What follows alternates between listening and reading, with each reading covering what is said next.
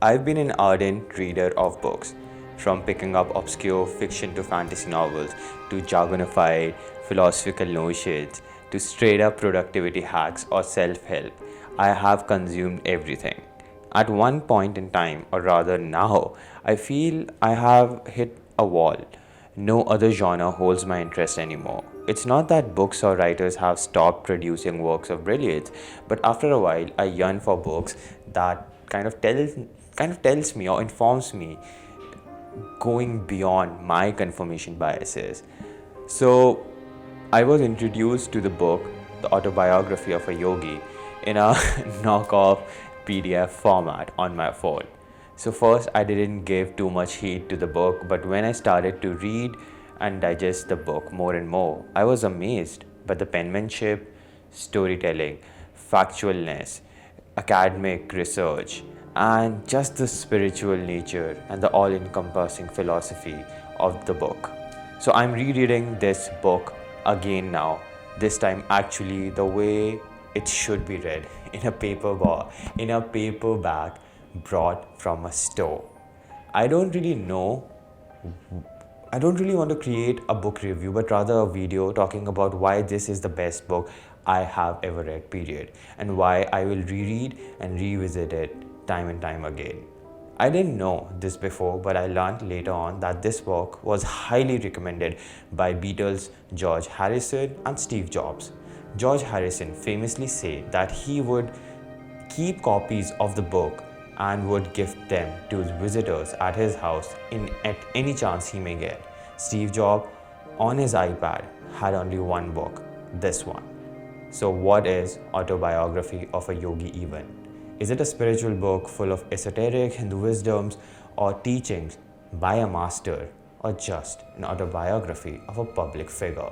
It is all that and much more. I'm assuming since you are still watching this video, you may really be interested in hearing about this book. So this book is a gift to people who are open to believe in possibilities of our human existence.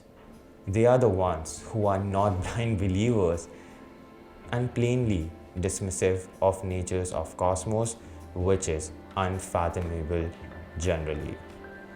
Paramahansa Yogananda was an Indian spiritual master who lived until 1952. It has been 7 decades since his passing, yet the legacy of the book lives on. While reading this book, you may start with an apprehension of self-help nature of the book, or you may think, oh, it may have the monotony of a religious book or just full of mystical woo-woo. But Paramahansa Yogananda's word and recounting of his life gives a glance into so much wealth that the book becomes a page turner for me. In this lifetime, or in his lifetimes, he witnessed the tumultuous nature of 2 world wars, Asiatic cholera epidemic, lived experiences of British India, and the following freedom struggles.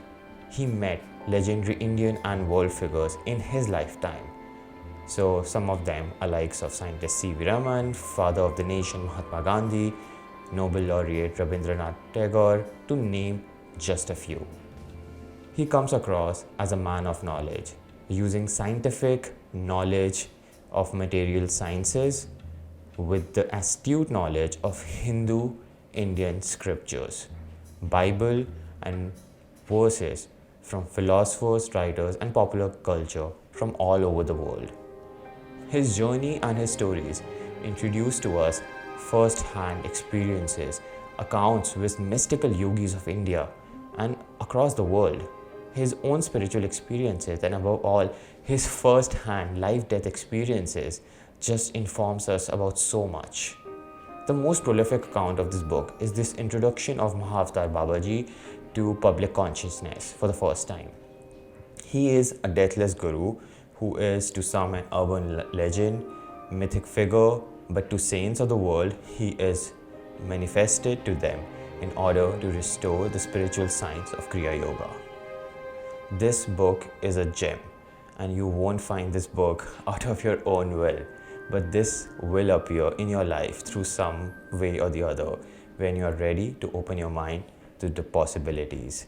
Thank you for watching. I will create more parts of the book picking up specific aspect of spiritual philosophy with its scientific explanations as recounted by Paramahansa ji himself. Jai Guruji.